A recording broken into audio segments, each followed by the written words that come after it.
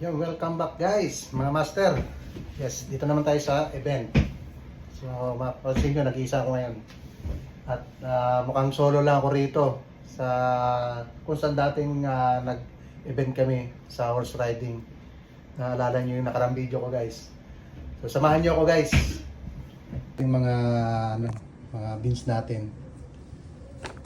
Yan, marami tayong origin. So may dalawa tayong server at dripper. Meron din tayong capsule. Yan ang ating machine. Yan guys, sarado lahat yung yung ibang pwesto. So ako lang yung bukas ngayon. Pero kahit paano guys, meron naman tayong customer. Yan, sila yung mga ensayo doon sa kabayo. So ngayon guys, magkakape muna tayo. So inom tayo ng filter coffee habang wala pang customer. Ayan. So ito yung filter natin. Kumbaga sana ito yung abaka. Tinitiklop muna ito sa gilid na isa. Tapos kailangan hindi nyo siya dapat pinaplat na maayos o pinipinos yung gilid para walang kanto. Yung gitna lang. Para pag nilagay nyo, bilog po siya. Ito pa yung tinatawag na B60. So, yun. Kailangan basahin muna natin yung filter niya. Kailangan basang-basa yung buong filter niya para po matanggal yung lasa ng papel.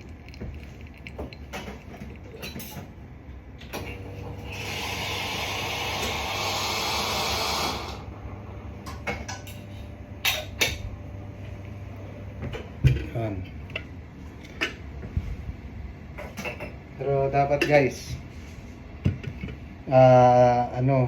sure nyo laging malinis yung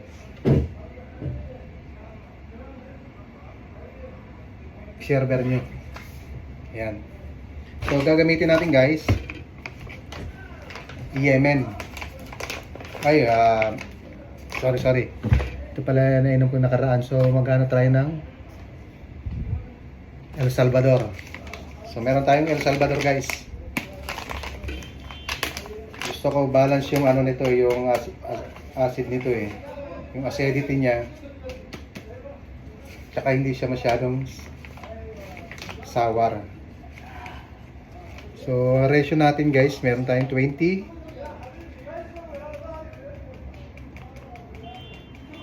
to 300 ang natin ratio natin.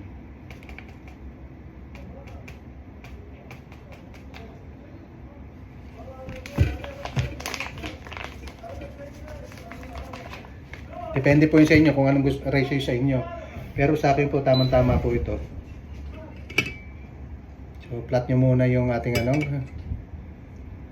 grind na coffee natin. Yung iba po hinuhukay muna nila bago sila magpuring. Ako hindi na. Kaya ko naman po yung butasin kahit na sa buhos lang. Basta tama po yung procedure na pagbubuhos nyo. So yun. Kailangan pag start nyo, start din yung timer nyo. So, first po rin natin buhos tayo ng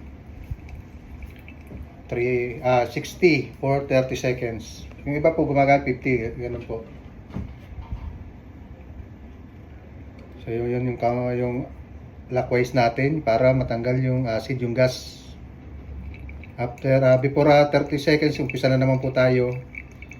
Clockwise naman para po mabalance natin yung sweetness ng nung ating kape.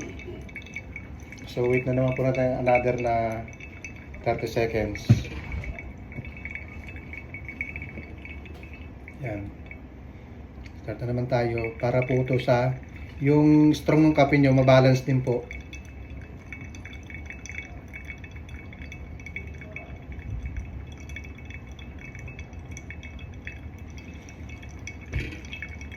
Kapag na-try nito, sarap yun guys. Kesa talagang uminom kayo ng kape na normal na kape.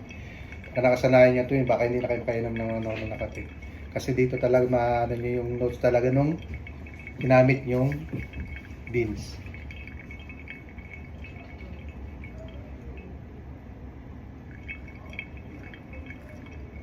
So sinunod po natin yung standard na procedure ng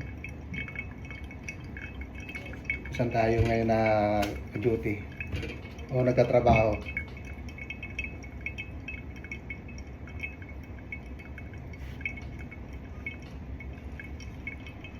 Ito yung pinakalas na pouring natin.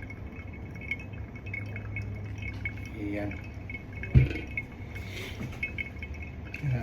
Ang aroma pa lang.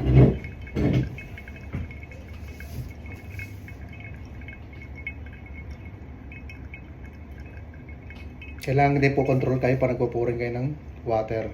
Hindi lang basta buhos ng buhos.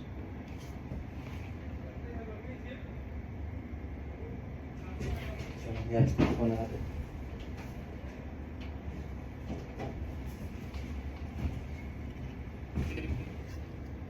So, dapat natin munang shake muna siya para mix talaga ng maayos yung ating B60 coffee.